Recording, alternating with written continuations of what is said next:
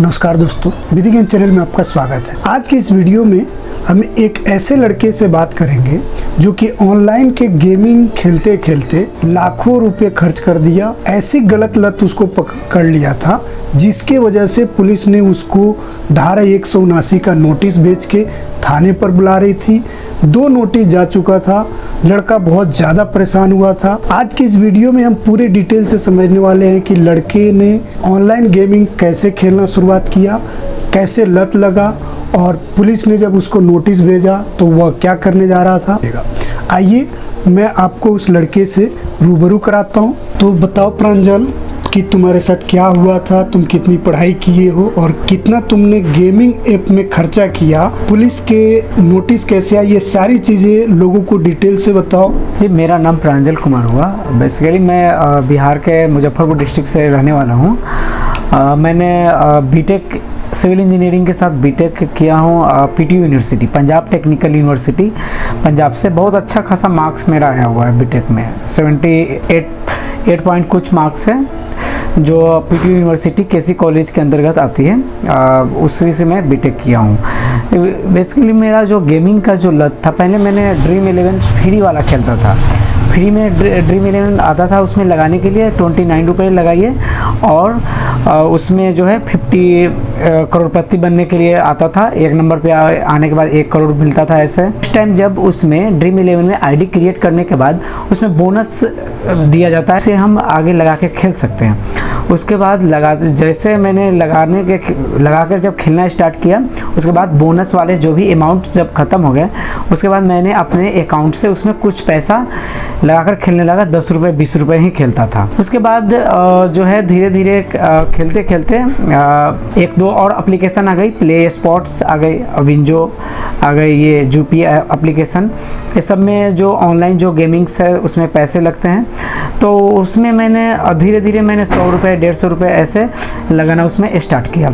उसके बाद जो हुआ, मेरे पास जो भी पैसे थे मैंने तो उसमें तो लगा दिया। उसके बाद मेरे पास पैसा बचा नहीं उसमें जो मैं खेल सकूं। अब जब मेरे पास पैसा नहीं रहता तो मैं छटपटाता था इधर उधर से, मैं किससे लूँ, कैसे लूँ, क्या झूठ बोल के लूँ, कैसे भी करके मुझे पैसे लेके खेलने की आदत हो गया था मेरे पास।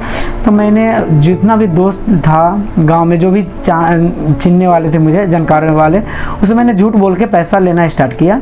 सिर्फ 10,000 रुपये दे दीजिए, 5,000 रुपये दे दीजिए, मैं आपको कल लौटाऊंगा।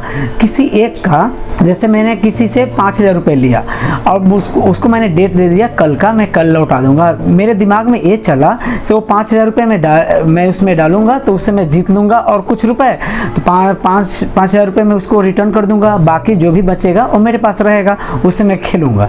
तो होता क्या इसमें, वो 5,000 रुपये डालने के बाद पता चला वो 5,000 रुपये में लॉस कर गया। उसके बाद लॉस करने के बाद होता क्या है से, कल का तो मैं डेट लिया हूँ किसी और से जिससे मैं 5,000 रुपया लिया था।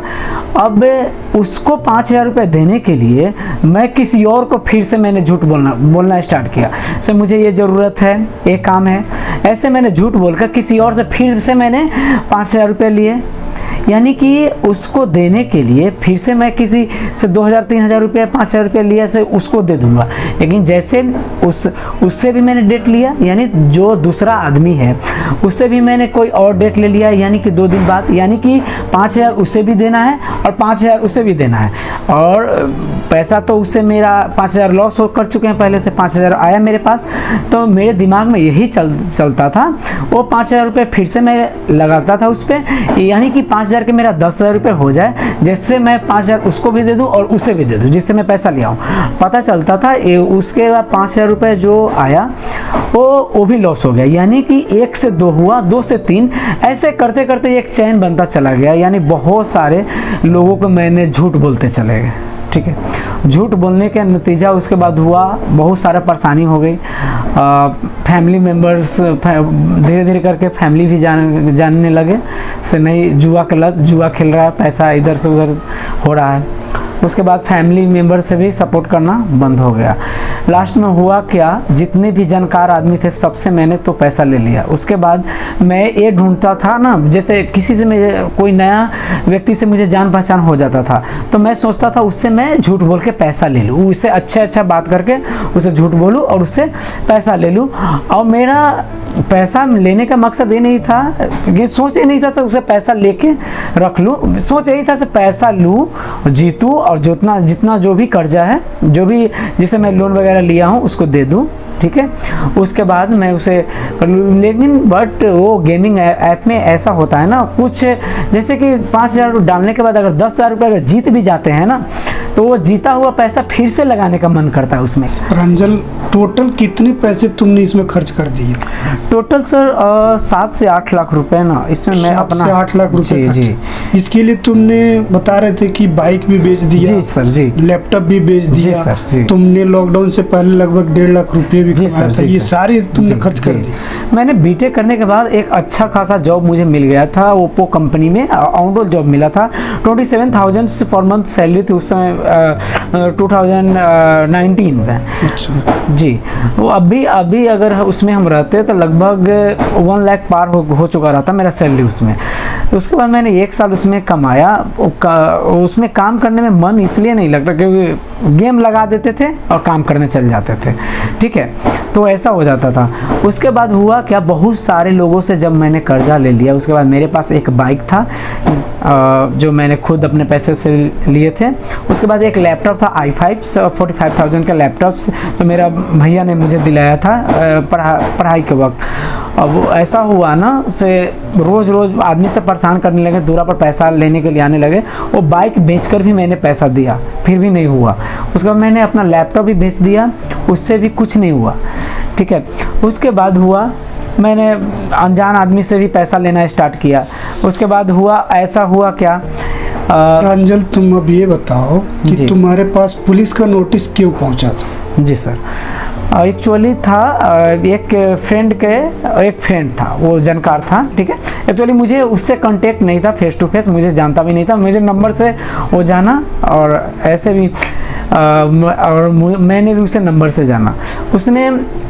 उससे मैंने झूठ बोल के ऐसे पैसा ले लिया, ऐसे पैसा मुझे भेजो, मुझे ज़रूरत है, ठीक है, ज़रूरत है, तुमको रिटर्न कर देंगे, ठीक है। उसके बाद उसने मुझे पैसा भेजा, सेंड किया और मैंने उससे डेट ले लिया कल का, ठीक है। जिस डेट का मैंने डेट लिया उस डेट को मैंने उसे पैसा रिटर्न नहीं किया। रिटर्न नहीं करने के बाद उसने मुझे कॉल किया, मुझसे पैसा मांगा, बट मेरे पास तो पैसा था ही नहीं। वो पैसा मैं गेम में लॉस कर चुका था, क्योंकि जैसे वो पैसा भेजा उसी टाइम मैंने गेम में ऐड करके वो पैसा मैंने लॉस कर चुका था। उसके बाद हुआ क्या, उसने बोला से मैं जा रहा हूँ पुलिस में FIR करने। अब मैं क्या कर सकता हूँ, तो मेरे पास कुछ पैसा नहीं था, तो मैं बोला से ठीक है जाओ FIR कर दो।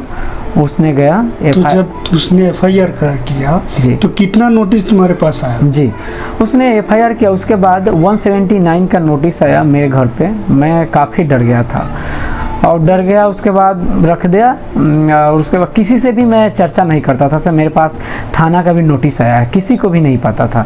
उसके बाद जब सेकेंड नोटिस आया मेरे पास 160 का, 160 CRPC का, ऐसे 179 है, सॉरी हाँ 179 का सेकेंड नोटिस आया मेरे पास।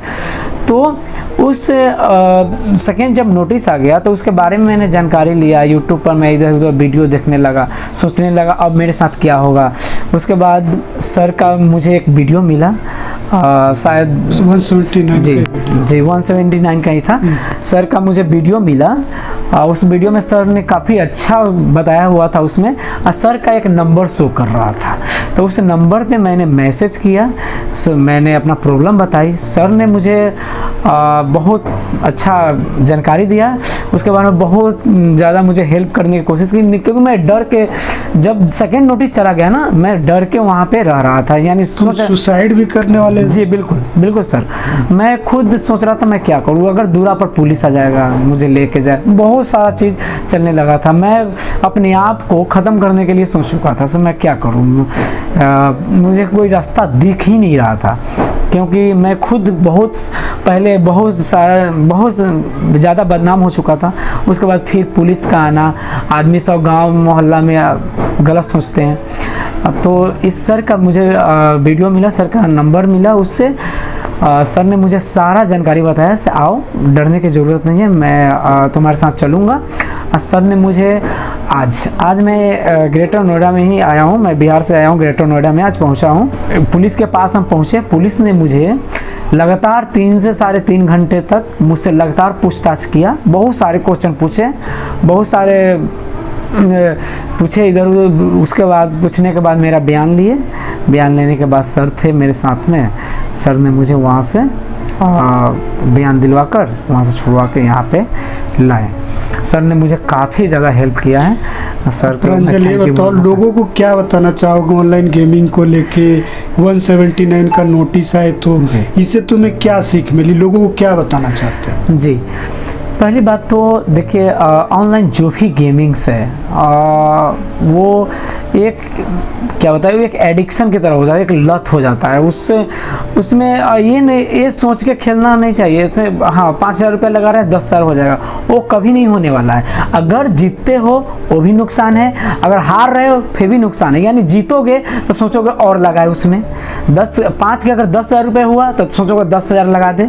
अगर 5,000 रुपये हार भी जाते हो तो सोचोगे 5,000 रिकवर करे उसमें, यानी कि दोनों में हानिकारक है, यानी लत लग जाती है। जी जी। अगर जीत के भी पुलिस ने नोटिस भेजे तो क्या करना चाहिए? डरना चाहिए, नहीं डरना चाहिए? सुसाइड का तुमने अपना लिया था, क्या अगर तुम सुसाइड कर लेते तो ये सारी चीज़ें खत्म हो जाती? जी सर, बिल्कुल नहीं। एक्चुअली अगर कोई भी नोटिस जाए तो डायरेक्ट से आपको उस नोटिस का जवाब देना चाहिए, किसी अच्छे एडवोकेट से एडवाइस ले लेना चाहिए। अगर आपके पास कोई नॉलेज नहीं हो तो, जैसे मेरे पास नहीं था, मुझे पता ही नहीं था, मुझे लग रहा था कि नहीं अब नोटिस आ रहा है मुझे लेके डायरेक्ट जेल में रख देगा। मुझे ऐसा पता चल रहा था पुलिस आएगा मेरे घर पे, मैं नहीं जाऊंगा, मुझे अरेस्ट करेगा, जेल में रखेगा, बस मुझे इतना पता था। तो मैं यही बहुत ज़्यादा डर चुका था, क्योंकि मैं अपना कैरियर को, मैं बहुत सारा पैसा गंवाने के बाद मैं अभी अपना कैरियर को अच्छे से मैं ले जाने के लिए। तुम टीचिंग का भी काम कर रहे हो? जी जी जी जी। मैं फ़िलहाल मैं अभी टीचिंग का ही स्कूल में भी पढ़ा रहा हूँ और कोचिंग भी मैं पढ़ाता हूँ, क्योंकि मैं खुद बीटेक किया हूँ। प्रांजल, ये बताओ कभी अब भविष्य में तुम ऐसा गेम खेलोगे नहीं ना? बिल्कुल सर, मैं यहाँ पे मैं प्रॉमिस करके जा रहा हूँ। तुम इस वीडियो में प्रॉमिस कर रहे हो, ये सारे लोग देखेंगे इस वीडियो को। बिल्कुल। और अगली बार से ऐसा मत करना, क्योंकि फिर तुम बचोगे नहीं। तुम्हारे बयान में भी ये बातें आ चुकी बिल्कुल सर, मैं अगली बार से चीजें नहीं करेंगे। तुमने खुद अपने हाथों से बयान लिखा है, तो इस बात का ध्यान रखना। किसी के भी साथ छल नहीं करना। जिससे भी पैसा लेते हो उसे तरीके से बात करो, उसको समझा दो, लेकिन किसी दूसरे के साथ छल करके किसी दूसरे का पैसा देने की कोशिश मत करो। छल नहीं करना किसी के साथ। जो सच्चाई है, पैसा नहीं है कोई बात नहीं, छल दूसरे के साथ नहीं करना। इस बात का ध्यान रखना, अगली बार से ऐसी गलती ना हो। बिल्कुल। चलो, बहुत बहुत धन्यवाद प्रांजल। भविष्य में तुम आगे बढ़ो, कभी ऐसी गलती मत करना। धन्यवाद।